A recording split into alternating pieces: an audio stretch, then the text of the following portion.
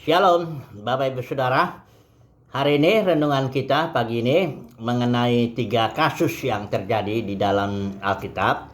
Dan semua kasus ini adalah cirinya hamba Tuhan yang melarikan diri dari proses Tuhan. Nah, mari kita melihat ya kasus-kasusnya ini. Yang pertama Abraham, dalam Kejadian pasal 12 itu ada tertulis ketika Abraham sudah dipanggil Tuhan, dia pergi ke negeri yang dijanjikan, tanah perjanjian. Kemudian ada terjadi kelaparan di situ dan Abraham langsung berangkat pergi meninggalkan itu negeri itu ke Mesir, Kejadian pasal 12 ini. Dan akhirnya kita tahu ada cerita memalukan di sana, dia Sarah itu diambil oleh Firaun dan sebagainya. Akhirnya Abraham diusir secara hormat lah untuk dari keluar Mesir. Kemungkinan juga Hagar itu budak itu didapat di situ karena Abraham mendapatkan budak-budak juga di situ ya. Oke, ini kasus ini kegagalan Abraham lah kalau kita mengatakan begitu ya, bahwa dia melarikan diri daripada proses Tuhan di tanah perjanjian ya, tidak tahanlah dengan kasus kelaparan yang terjadi sana. Kedua itu kasus yang menimpa Elimelek. Ini juga kelaparan juga dalam zaman hakim-hakim itu.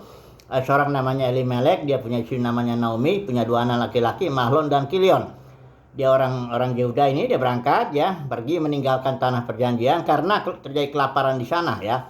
Ini dalam kitab Rut kita melihat itu. Dan di situ kita tahu dia setelah di Moab, di tanah Moab dia 10 tahun, dia mati sendiri, Elimeleknya mati. Kemudian Mahlon dan Kilion kawin dengan perempuan asing, nah itu pun tidak boleh itu orang Israel kan.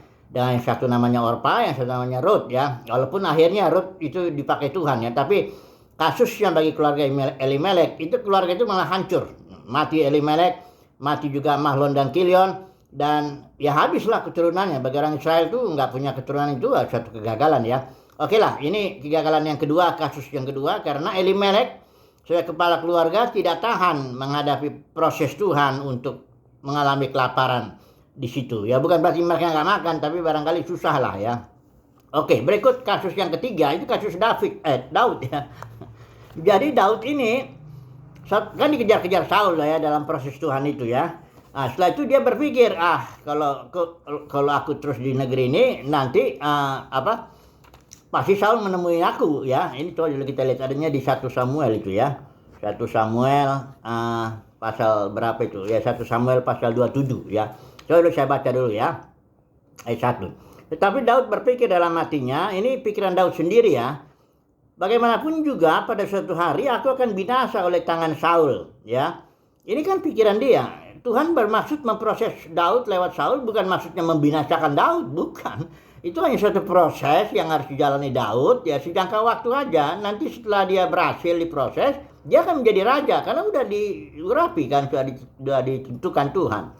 Tapi Daud punya pikiran lain. Dia pikir suatu hari aku binasa tangan Saul, jadi tidak ada yang lebih baik bagiku selain meluputkan diri dengan segera ke negeri orang Filistin ya. Maka tidak ada harapan bagi Saul untuk mencari aku lagi di seluruh daerah Israel dan aku akan terluput dari tangannya. Emang benar, Daud dengan nambah suaranya lari ke negeri orang Filistin. Ada situ namanya Raja Akis yang nerima dia. Nah itu memang Daud lolos ya, karena Saul tidak mungkin lagi ngejar Daud di situ ya.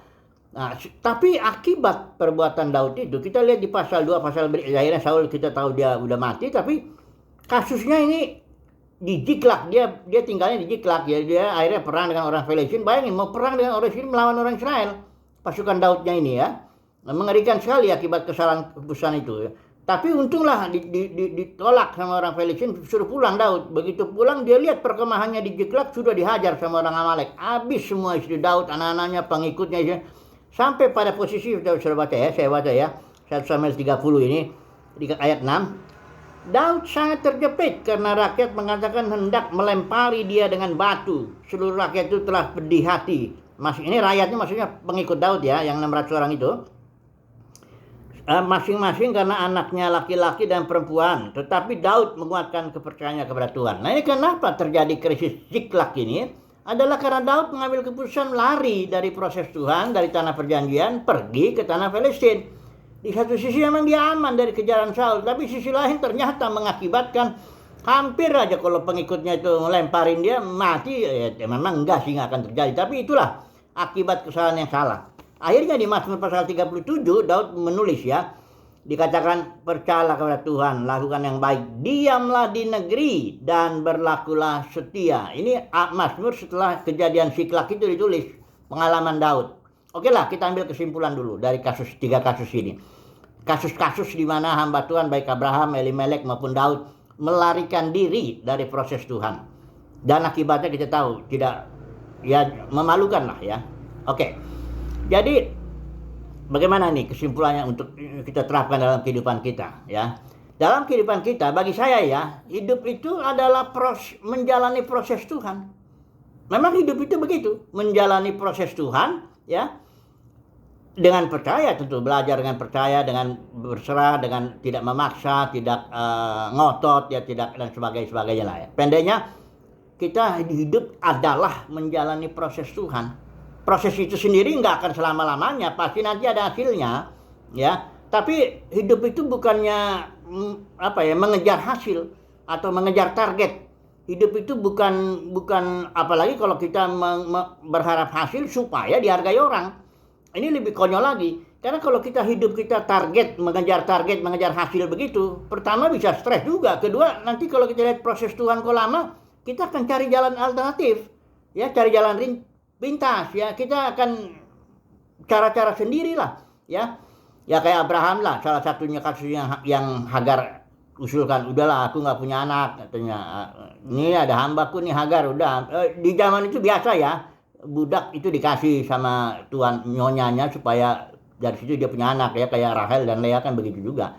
Jadi Abraham jalan lagi, itu jalan pintas juga, karena nggak sabar. Karena setelah kalau sudah lihat di kejadian 16, kejadian 17 itu Abraham ditegur sama El Shaddai, hiduplah di hadapanku dengan tidak bercela, katanya. Jadi hidup itu jangan menurut saya ya, jangan fokus kepada pencapaian hasil. Hidup itu bukan soal pencapaian hasil, soal pencapaian target, soal nanti kita bagaimana di depan. Bukan itu. Hidup itu adalah saat ini menjalani proses Tuhan, ya, dengan sabar, dengan percaya, dengan sukacita. Nanti kalau kita bertanya, loh kok prosesnya lama? Iya, memang hidup itu memang menjalani proses kok. Emangnya mau bagaimana? Sampai kapanpun selama masih hidup, iya kita menjalani proses Tuhan. Mengenai hasilnya, saudara jangan khawatir. Itu kan Tuhan sudah menetapkan kita, pasti kita punya hasil.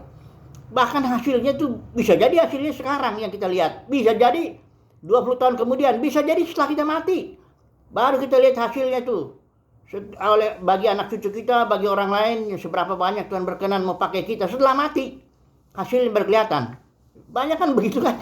Yesus sendiri coba lihat, setelah disalib ya baru hasilnya kelihatan. Coba kalau dilihat hasilnya pelayanan Yesus itu selama dia hidup sampai disalib.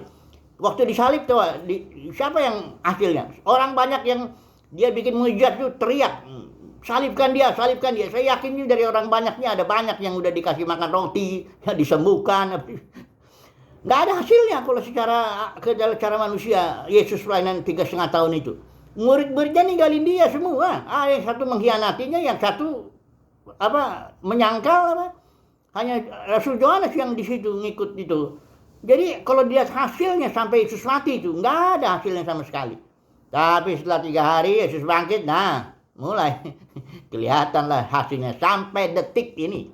Dan bahkan saya percaya hasilnya sampai Bapa menjadi semua dalam semua. Artinya Bapa bisa mengekspresikan dirinya di dalam dan melalui semua manusia.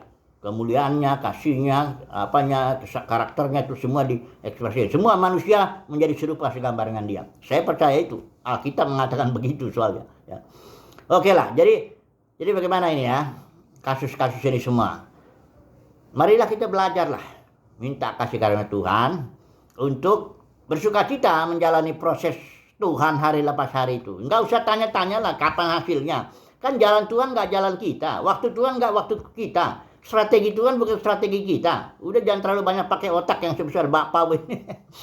ya maksud saya bukan berarti nggak pakai otak, ya nggak mungkin, binatang aja punya otak jadi pakai kok. Tapi maksud saya jangan bersandar ini pada pengertian kita sendiri, ya. Percaya saja bahwa Tuhanlah yang proses kita. Saya sangat percaya soalnya Mazmur 39 itu juga hari-hari kita udah tertulis detail, semuanya tertulis. Kita tinggal ngejalanin aja. Jalaninlah dengan sukacita hari lepas hari. Nggak usah mikir hasilnya gimana nanti atau gimana hidupku nanti, apakah aku dipermalukan atau bagaimana. Jangan mikir. Itu namanya pikiran nggak benar, kayak Daud ini mikir nanti saya dibinasakan Saul. Siapa pikir? Mana pernah Tuhan maksudnya membinasakan Daud lewat tangan Saul? Nggak ada itu ya. Jadi jangan punya pikiran-pikiran yang apalah. Pokoknya simpulannya sekali lagi nggak bisa dijadiin. Mari kita minta kasih karena Tuhan supaya kita bisa menjalani proses Tuhan dengan sukacita hari lepas hari. Mengenai hasilnya serahkan aja sama Tuhan ya. Kita percaya pasti akan ada nanti. Bukan hanya di dunia ini, bahkan setelah kita mati pun kita percaya masih ada bekas pernah bahwa kita pernah hidup di muka bumi ini ya. Haleluya. Amin.